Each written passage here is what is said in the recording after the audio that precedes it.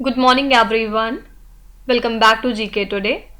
आई hope आप सब बिल्कुल ठीक होंगे और आज हम डिस्कस करेंगे 28 ऑफ अक्टूबर के सबसे मोस्ट इम्पॉर्टेंट करंट अफेयर्स। मैं भी ठीक हूँ, पहले से बेटर फील कर रही हूँ और वॉइस अभी भी लो ही लग रही होगी आपको, तो आई होप मंडे से हम लोग पहले की तरह एनर्जेटिक सेशंस कर पाएँ। तो आज के सेशन में क्योंकि वीकेंड है तो रिवीजन स्लाइड्स आपको नहीं दिखाई देंगी। क्वेश्चंस ज़्यादा हैं क्योंकि नंबर ऑफ क्वेश्चंस मैंने ज़्यादा आज लिए हैं। जो क्वेश्चंस बीच में स्किप हो गए थे या हो सकता है आपने उनको कहीं ना कहीं पढ़ा हो तो दोबारा उनको एक बार फिर से देख लेंगे, कोई इशू नहीं है उसमें। तो नंबर ऑफ क्वेश्चंस आज ज़्यादा रखे गए हैं और रिवीजन को टोटली एलिमिनेट किया गया है इस पर्पज से, ताकि हम लोग पूरे वीक में जो भी क्वेश्चंस हमारे छूट गए और प्लस आज के जो करंट अफेयर्स हैं वो सारे हम लोग आज कवर कर लें और फिर उसके बाद मंडे से हम लोग वापस अपने रिवीजन वाले पैटर्न पे आ जाएंगे। चलिए स्टार्ट करते हैं अपना सेशन। यहाँ पे फर्स्ट क्वेश्चन है, what is the name of the first regional rapid transit system of India. India का पहला रीजनल रैपिड ट्रांजिट सिस्टम जो है उसका नाम क्या है, आपको ये पूछा जा रहा है। तो प्राइम मिनिस्टर नरेंद्र मोदी ने हाल ही में फ्लैग ऑफ कर दिया है कंट्री का पहला रीजनल रैपिड ट्रांजिट सिस्टम और इसका नाम आपके एग्जाम के पर्सपेक्टिव से बहुत ही इंपॉर्टेंट है, नमो भारत, ऑप्शन नंबर बी। और जो प्रायोरिटी सेक्शन है Delhi Ghaziabad Meerut regional rapid transit system corridor का, इसको भी इनॉग्रेट कर दिया गया है और पहले इसका नाम था रैपिड एक्स ट्रेन। ठीक है, ये जो RRTS होता है ये एक नया rail based semi high speed high frequency commuter transit system होता है जिसमें ये डिज़ाइन स्पीड पहुंच सकती है 180 किलोमीटर्स पर आवर तक। ओके, तो सिंपली आपको यहाँ पे नाम जरूर याद रखना है कि इंडिया के पहले रीजनल रैपिड ट्रांजिट सिस्टम का नाम है नमो भारत। नेक्स्ट क्वेश्चन है, which country is India's biggest trading partner during April to September in fiscal 2023 to 2024। India का सबसे बड़ा ट्रेडिंग पार्टनर कौन सी कंट्री है इसमें से during April to September 2023 to 24। तो यूएसए जो है इंडिया का बिगेस्ट ट्रेडिंग पार्टनर के तौर पे सामने आया इस फिस्कल में, और याद रखिएगा यूएस इंडिया का बिगेस्ट ट्रेडिंग पार्टनर था 2022 से 23 में भी, पूरे साल में। ठीक है, जो बायलेटरल ट्रेड है इंडिया और यूएस का वो डिक्लाइन हुआ है 11.3% पे और अब ये वैल्यू पहुंच चुकी है 59.67 बिलियन डॉलर्स पे। इस टाइम पीरियड की बात कर रहे हैं अप्रैल टू सितंबर की, और याद रखिएगा ये वैल्यू थी 67.28 बिलियन डॉलर्स अगर हम इसी सेम पीरियड में लास्ट ईयर बात करें, मतलब यहाँ पे 2022 टू 23 अगर लिखें तो। ठीक है, तो इसी तरह जो टू वे ट्रेड है बिटवीन इंडिया एंड चाइना वो भी काफ़ी कम हुआ है और लगभग 3.56% से डिक्लाइन हुआ है और अब ये वैल्यू पहुंच चुकी है 58.11 बिलियन डॉलर्स पे। तो ऑल्दो इंडिया और यूएस के बीच जो बायलेटरल ट्रेड है वो डिक्लाइन हुआ है 11.3% पे, लेकिन इसके बावजूद भी यूएसए हमारा सबसे बड़ा ट्रेडिंग पार्टनर साबित हुआ। नेक्स्ट क्वेश्चन है, एक्सरसाइज हरिमऊ शक्ति 2023 was organized between the armies of which countries। तो ज्वाइंट बायलेटरल ट्रेडिंग एक्सरसाइज होती है ये हरिमऊ शक्ति और ये होती है इंडिया और मलेशियन आर्मीज के बीच में। हाल ही में ये स्टार्ट हो गई at Umroi cantonment in India. तो जो मलेशियन आर्मी कंटिजेंट है इसमें डिफरेंट ट्रूप्स इंक्लूडेड थे from the 5th royal battalion of Malaysian army. वहीं जो इंडियन कंटिजेंट है वो रिप्रेजेंट हुआ है by a battalion of the Rajput regiment. ठीक है, जो प्रीवियस एडिशन था इस एक्सरसाइज का वो मलेशिया में हुआ था 2022 में। याद रखिएगा हरिमऊ शक्ति कौन सी दो कंट्रीज के बीच की एक्सरसाइज है, इंडिया और मलेशिया। इसके अलावा एक और एक्सरसाइज है जो आजकल चर्चे में था, नेशनल साइबर सिक्योरिटी एक्सरसाइज 2023। अगर आपसे पूछा जाए कि किस इंस्टीट्यूशन ने होस्ट किया है नेशनल साइबर सिक्योरिटी एक्सरसाइज को, तो आंसर हो जाएगा नेशनल सिक्योरिटी काउंसिल सेक्रेटरीट। ठीक है, इन्होंने इस पर्टिकुलर इवेंट को ऑर्गेनाइज किया अलॉन्ग विथ राष्ट्रीय रक्षा यूनिवर्सिटी, इनके साथ पार्टनरशिप करके। तो हो सकता है आपसे पूछ लिया जाए कि कौन सी इंस्टीट्यूशन है जिसने होस्ट किया Bharat national cyber security exercise 2023 को, तो आंसर हो जाएगा national security council secretariat. Which country hosted the 7th edition of Future Investment Initiative in 2023? तो हमारे minister of commerce and industry present में कौन है, मिस्टर पीयूष गोयल, इन्होंने अटेंड किया 7th edition of future investment initiative को इन रियाद, जो कि सऊदी अरेबिया में है। और यहाँ पे इन्होंने मुलाकात की कुछ डिग्निटरीज से from the host country of kingdom of Saudi Arabia. और पीयूष गोयल ने इस दौरान एड्रेस किया 7th edition of future investment initiative को in one of the plenary sessions, जिसका टाइटल था the coming investment mandate. India Saudi Arabia strategic partnership council establish हुई थी 2019 में। ठीक है, तो याद रखिएगा सऊदी अरेबिया जो है वो होस्ट है 7th edition of future investment initiative का 2023 में। China recently signed cooperation agreement with which country? China और भूटान कंट्री ने हाल ही में कुछ प्रोडक्टिव डिस्कशंस कंडक्ट किए हैं at the 25th round of boundary talks in Beijing, जो कि हुई थी चाइना में। और दोनों ही कंट्रीज ने यहाँ पे एक कोऑपरेशन एग्रीमेंट साइन किया है, जिसमें इन्होंने जो रिस्पॉन्सिबिलिटीज हैं जॉइंट टेक्निकल टीम की, उसको आपस में डिस्ट्रीब्यूट की हैं regarding the shared border. Okay, तो चाइना ने हाल ही में एक कोऑपरेशन एग्रीमेंट साइन कर लिया है भूटान कंट्री के साथ। विच institution released the 2024 global tax evasion report? European tax की थिंक टैंक है EU टैक्स ऑब्जर्वेटरी। इन्होंने रिकमेंड किया कि ग्लोबल मिनिमम टैक्स लगना चाहिए 2% का सभी बिलियनर्स की वेल्थ के ऊपर, और इससे जो है $250 बिलियन एनुअली तौर पे कमाया जा सकता है। इसके अलावा इन्होंने ये भी कहा कि जो ग्लोबल मिनिमम टैक्स है मल्टीनेशनल कंपनीज के ऊपर, उसको और मजबूत किया जाए, जिसकी वजह से हम और भी $250 बिलियन अराइज कर सकते हैं हर साल। ठीक है, तो याद रखिएगा ये रिपोर्ट जो है किसकी है? यूरोपियन यूनियन टैक्स ऑब्जर्वेटरी की। इसके अलावा रिजर्व बैंक ऑफ इंडिया ने कुछ अमेंडमेंट्स नोटिफाई किए हैं फॉरेन एक्सचेंज मैनेजमेंट रेगुलेशंस 2019 में, और इस अमेंडमेंट के तहत Russia along with 21 other countries अब इन्वेस्ट कर सकते हैं डेटेड गवर्नमेंट सिक्योरिटीज में और ट्रेजरी बिल्स में थ्रू अ रूपी अकाउंट। और रशिया को हम जानते हैं कि माउंटिंग सरप्लस रूपी प्रॉब्लम की वजह से रशिया काफ़ी ज़्यादा हिट हुआ है। तो अगर आपसे पूछा जाए कि कौन सी इंडिया की इंस्टीट्यूशन है जो कि एसोसिएटेड है कंट्री के फॉरेन एक्सचेंज मैनेजमेंट से, तो ये है रिजर्व बैंक ऑफ इंडिया, और इसी वजह से ये चर्चे में थी। Which Indian cricketer became the fastest batter to reach 2000 ODI runs? कौन से इंडिया के क्रिकेटर हैं जो कि फास्टेस्ट बैटर बन चुके हैं जिन्होंने 2000 ODI रन्स बना लिए हैं? तो ये है शुभमैन गिल, ये फास्टेस्ट बैटर हैं जो कि 2000 ODI रन्स पे पहुंच चुके हैं, और इन्होंने इस फीट को अचीव किया अगेंस्ट न्यूजीलैंड एक मैच के दौरान। और याद रखिएगा हाशिम अमला ने इसके पहले ये रिकॉर्ड सेट किया था अपनी 40th इनिंग्स में इंडिया के अगेंस्ट 2011 में। और जो शुभमैन गिल हैं इन्होंने इस माइलस्टोन को अचीव कर लिया है अपने 38th ODI इनिंग्स में। ठीक है, तो अब शुभमैन गिल इंडिया के फास्टेस्ट बैटर हो चुके हैं जिन्होंने 2000 ODI रन्स बना लिए हैं। Who is the first Indian cricketer to bag 2 5 wicket hauls in the world cup? इसमें से कौन पहले इंडिया के क्रिकेटर हैं जिन्होंने 2 5 विकेट हॉल्स लिए हैं वर्ल्ड कप में? तो ये है मोहम्मद शमी। मोहम्मद शमी ने 5 विकेट हॉल ले लिए हैं अगेंस्ट द कंट्री न्यूजीलैंड, और इसी के साथ ये पहले इंडियन हो चुके हैं जिन्होंने 2 5 विकेट हॉल्स कंडक्ट किए in the history of ODI world cup. और इसी के साथ ये 9th बॉलर हैं ओवरऑल जिन्होंने 5 4s लिए हैं ODI वर्ल्ड कप में, और शमी जो है इंडिया के 2nd हाईएस्ट विकेट टेकर हैं इन द 2019 वर्ल्ड कप, जहां पर इन्होंने पिक किया अपना पहला 5 विकेट हॉल अगेंस्ट इंग्लैंड। ठीक है, तो याद रखिएगा मोहम्मद शमी इंडिया के पहले क्रिकेटर हैं जिन्होंने 2 विकेट हॉल्स बैक कर लिए हैं किसी वर्ल्ड कप में। नेक्स्ट क्वेश्चन है Bishan Singh Bedi who passed away recently was associated with which sport?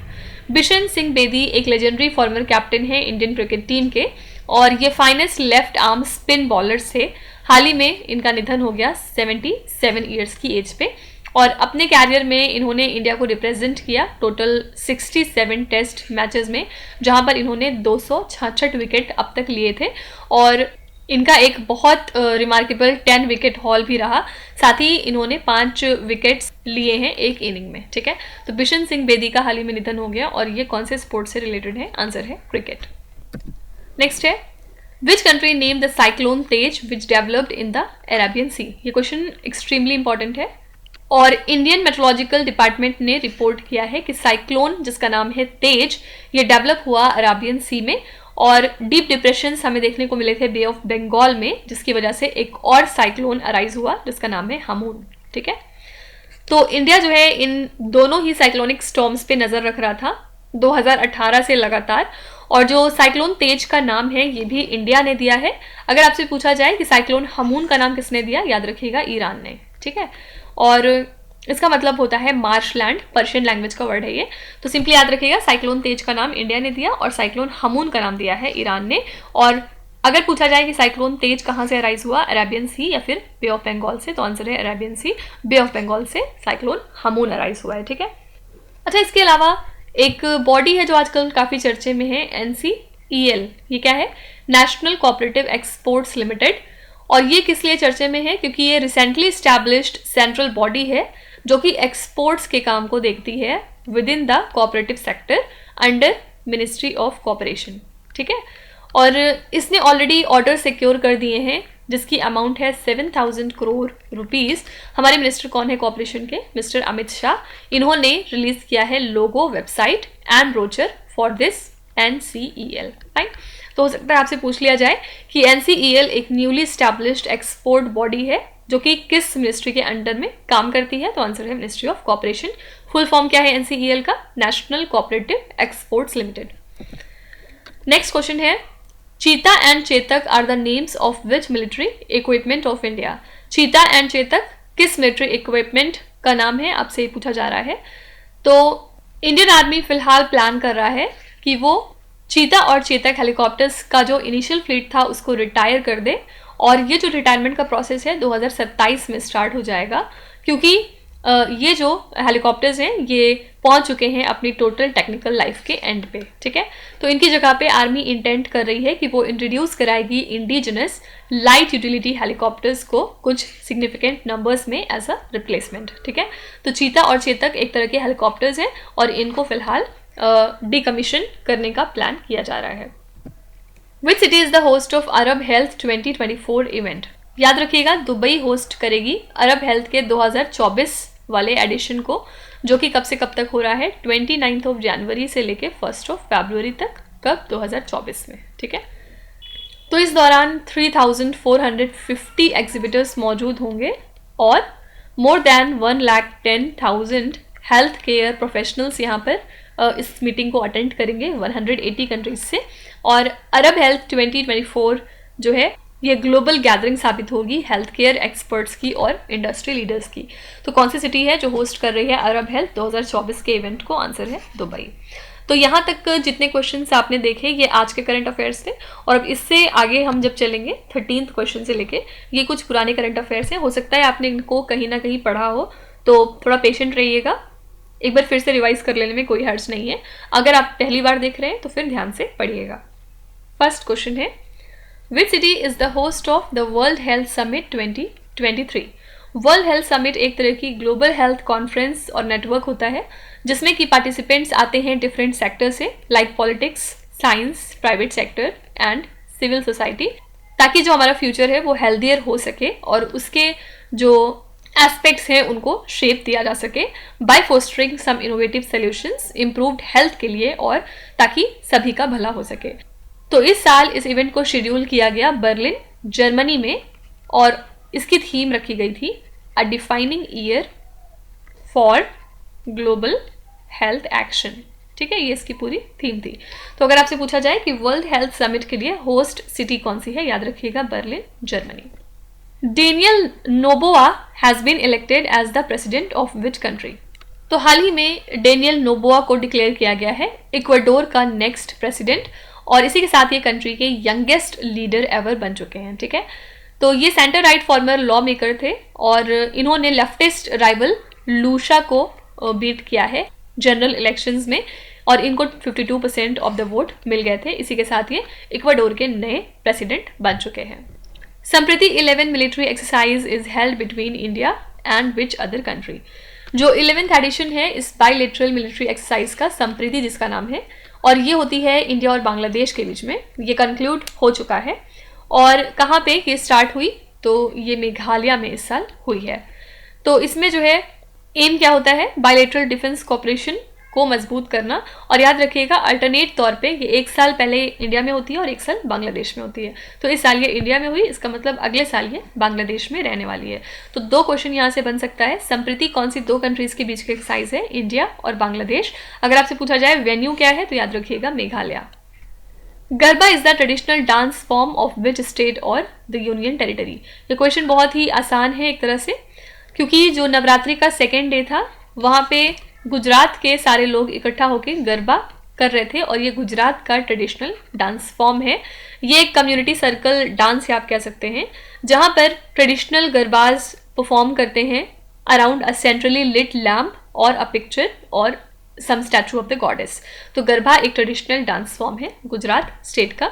चर्चे में इस वजह से है क्योंकि नवरात्रि आई थी और इस दौरान इसको परफॉर्म किया गया गुजरात में। Which northeastern state has inaugurated its first district level paperless e-office system?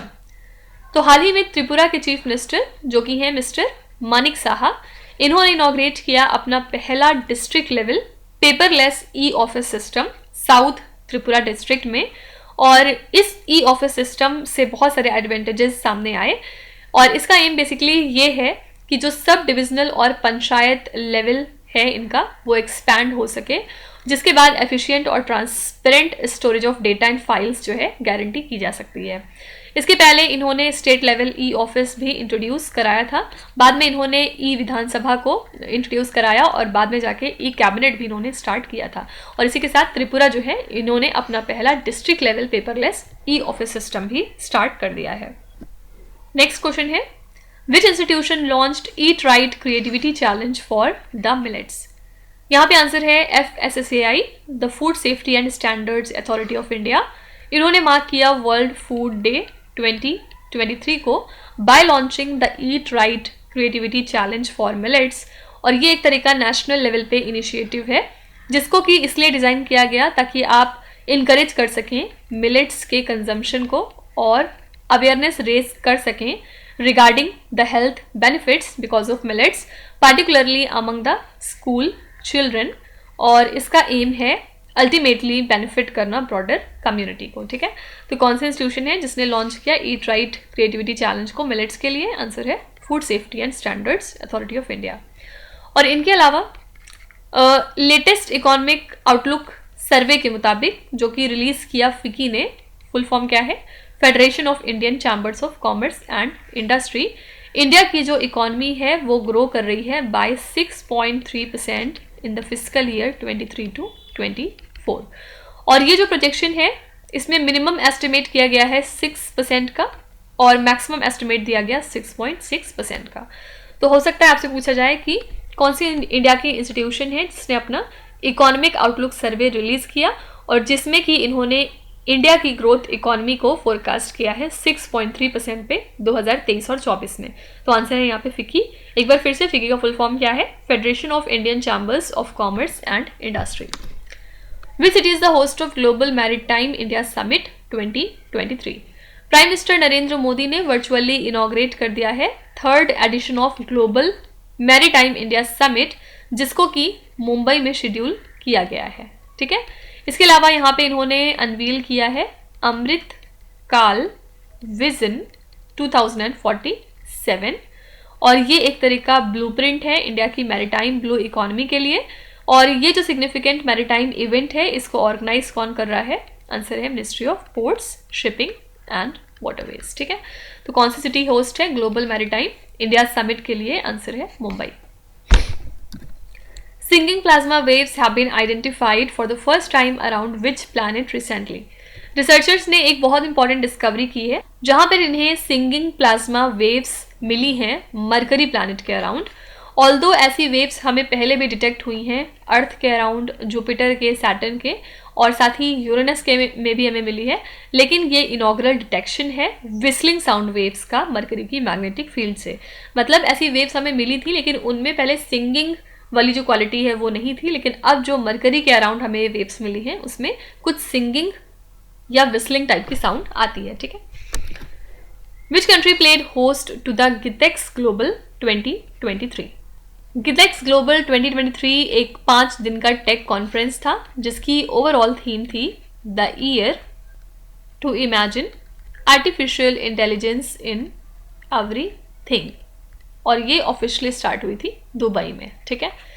तो इंडियन पेवेलियन में नैसकॉम यहाँ पे गया था पार्टिसिपेट करने, telecom equipment and services export promotion council, electronics and computer software export promotion council ने पार्टिसिपेट किया इस कॉन्फ्रेंस में, ठीक है। तो यहाँ पे आंसर हो जाएगा यूएई।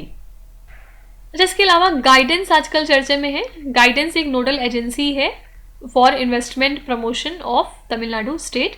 किस लिए आजकल चर्चे में है? क्योंकि इसको अवार्ड मिला है यूनाइटेड नेशंस प्रमोशन अवार्ड 2023 का, और इसको अवार्ड दिया गया इनके एक्सीलेंस के लिए in scaling up energy transition investment. कहाँ पे दिया गया? At the 8th world investment forum. Venue पूछा जाए अगर इसका तो अबू धाबी यूएई में, ठीक है। तो याद रखिएगा, इसी वजह से गाइडेंस जो नोडल एजेंसी है तमिलनाडु की, ये चर्चे में थी। तो इसी के साथ हमने आज के सभी इंपॉर्टेंट करंट अफेयर्स को यहाँ पे कवर कर लिया है, और जो कुछ इस वीक में रह गया था उसको भी हमने साथ साथ देख लिया। तो मंडे से हम लोग वापस अपने रिवीजन वाले पैटर्न पे चलेंगे और नए करंट अफेयर्स के साथ साथ पुराना भी रिवाइज करते हुए चलेंगे, जिससे कि हमारा करंट अफेयर्स वाला जो सेक्शन है वो पक्का होता चले और हम मैक्सिमम मार्क्स स्कोर कर सकें अपने पेपर में। चलिए फिर आपकी क्विज पे चलेंगे, जहाँ पर स्क्रीन पे आपको 5 क्वेश्चंस दिखाई दे रहे होंगे। ये क्वेश्चंस ऑलरेडी हम पीछे कहीं ना कहीं डिस्कस कर चुके हैं, तो अब यहाँ पे आपकी टर्न है इनका आंसर बताने की। वीडियो को पॉज करके हर क्वेश्चन को ध्यान से पढ़िए। इसमें से आपको जितने भी आते हैं आप उनका जवाब कॉमेंट्स में मैंशन कर सकते हैं, और जो नहीं आते उसके लिए बिल्कुल भी परेशान मत होइएगा। विथ टाइम आपका स्कोर इम्प्रूव करेगा, बस आपको कंसिस्टेंट और परसिस्टेंट रहने की ज़रूरत है। So that's it for today. I hope you have like the session. आज का सेशन आपको कैसा लगा आप ज़रूर बताइएगा कमेंट्स में। साथ ही साथ आपका कोई भी रिव्यू है, फीडबैक है या फिर सजेशन है तो वो भी आप हमें बता सकते हैं। हमें जानकर खुशी होगी और हम पूरी कोशिश करेंगे उसको इम्प्लीमेंट करने की। तो कल फिर हम लेंगे सेम टाइम सेम जगह कल के करंट अफेयर्स के साथ। Till then stay tuned. Thank you so much for watching and please do not forget to subscribe to GK Today. With this, me Nusrat Sana signing off.